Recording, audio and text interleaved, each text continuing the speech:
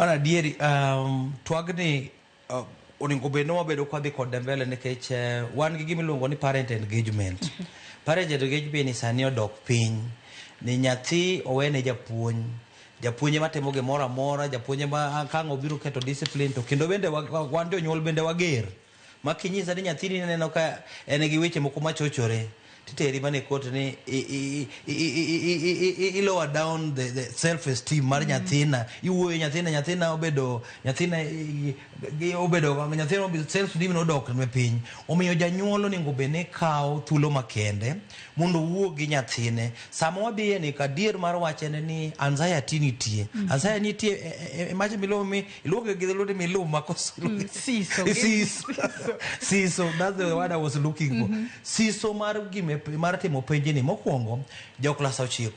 Penjni pok otime e Kenya mangima. It's the first time magidhi timo penjni. Omiyo siso minene wacho ni anxiety to nitie entie nikech nyathi wacho to penjni odhi chalo nade. Omiyo janyuol onego bed ni kawo thuolo makende mondo wabed gi parent engagement. And apart from that, onego bed ni sama nyithindo dok e skul, onego wabed gi jopuonj machiegni moloyo. Onego bed ni sama tin kich sani wan go ng'we yamo. Nyathina neno kodhi nade. Kiwinjo ka nitie chochni moro, kawo thuolo ni mondo idhi iwuo gi japuonj, iwuo gi janyuol. Mar adek ka emiwinjo ni mach otimo kama dar. Jogi owengo. It is mostly parent engagement and mostly also kama koro wadhi ni masikunde koro wakwayo sikunde mondo bed gi guidance and counseling.